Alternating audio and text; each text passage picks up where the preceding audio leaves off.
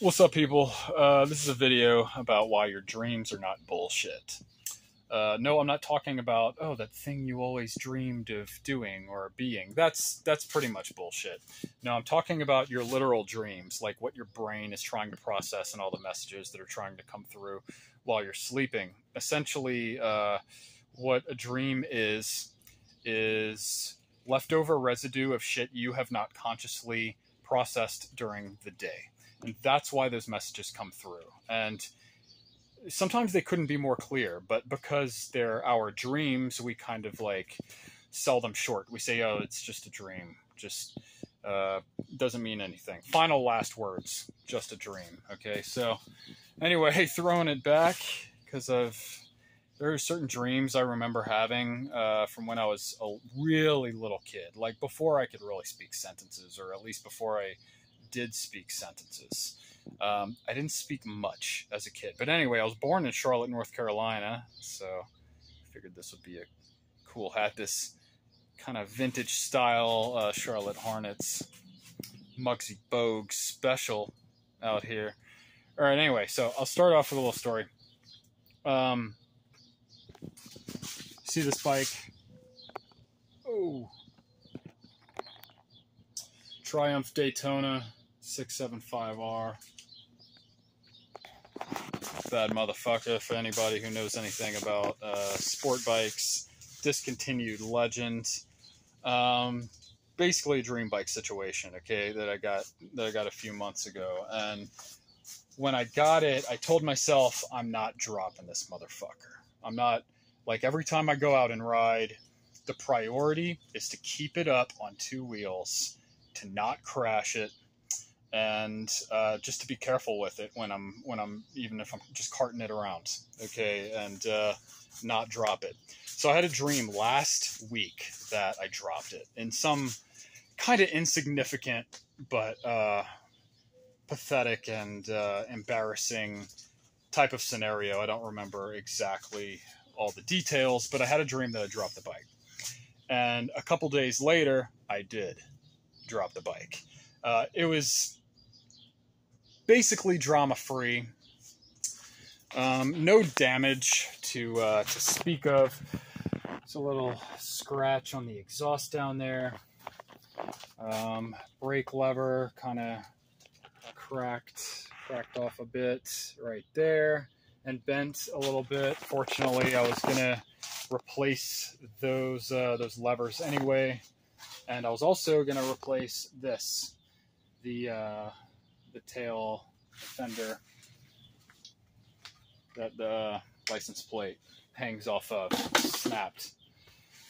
So what happened was, for the first time, for whatever reason, I think it's because I was like filming some videos and I wanted to set my bikes up in a certain way in my tent, I had the bike pulled, like, backed in to the tent. Usually I just drive it in front ways, and then I back it out when I'm about to use it, and then I sit on it and move forward once I'm already out of the tent.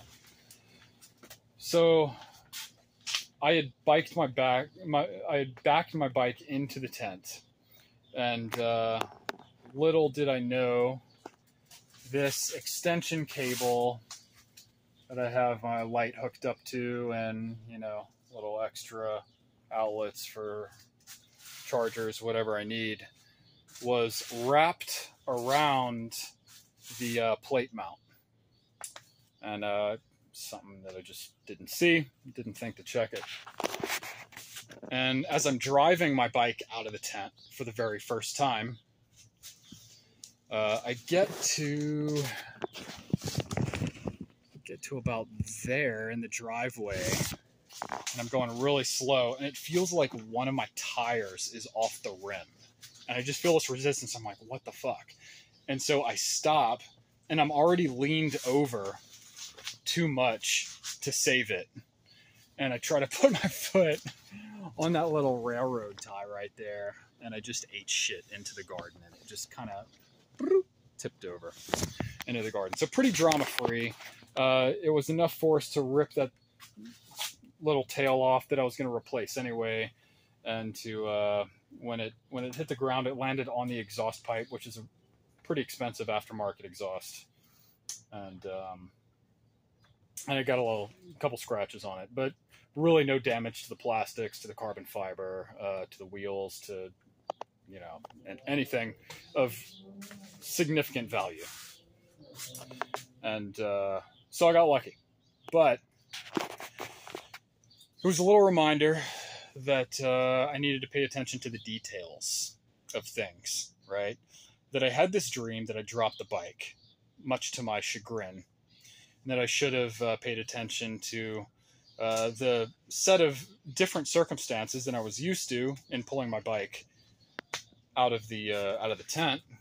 And because I didn't check for those extra details I could have been missing, I missed one that resulted in me dropping the bike, just like I didn't want to. So anyway, fortunately, most of the time, I really don't have dreams very often.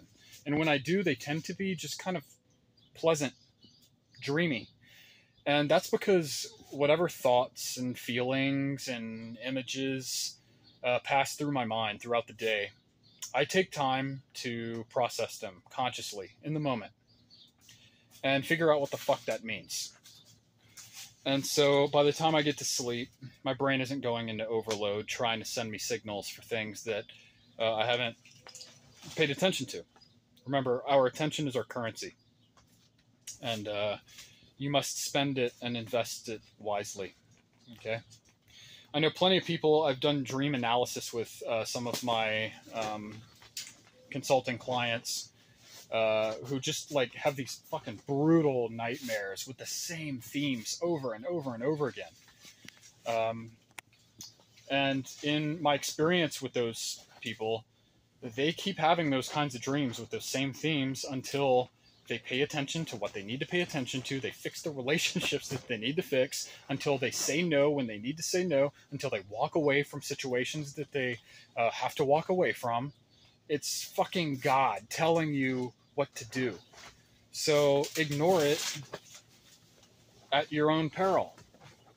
Okay? But way more often than is statistically just chance, do dreams actually mean things, right? Not so much for me, but when I have a dream that's slightly unpleasant or a little off, or shows me something like that I don't like me dropping my bike, that's telling me to pay attention to the details. When typically, as you may know, I'm more of a big picture than a detail-oriented guy, all right? Just in perception. But we all need some balance of everything, even if the role that we play in our day-to-day and our talents come through in one particular area. You know, those other areas still need to be taken care of as far as our perspective goes. All right, so just because your dreams are dreams and they're not happening in the physical, in the material, in the moment when they happen, it doesn't mean that they don't mean anything.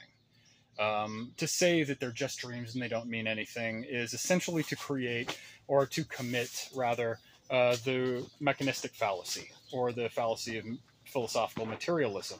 That's to say that if it doesn't have its basis in tangible things that we can touch, smell, taste, hear in our waking moments of life, then it's not real. And that's just an error. In fact, the metaphysical is way more real than the physical. The physical is just the manifested consequence of the metaphysical bursting into action through nature, through these vessels that we call bodies. Okay? Mind over matter, people. Patterns over particulars. You see a pattern in your dreams, and you're not focusing on that, on the particulars especially that are involved in that, then it's going to bite you. All right? So I highly recommend, because dreams, the details of our dreams escape us and evade us so quickly after we awake, keep a little journal on your nightstand. Not just for jotting down details of your dreams right when you wake up, but before you go to sleep. Remember, Carl Jung says that your most profound moments come between consciousness and dream state.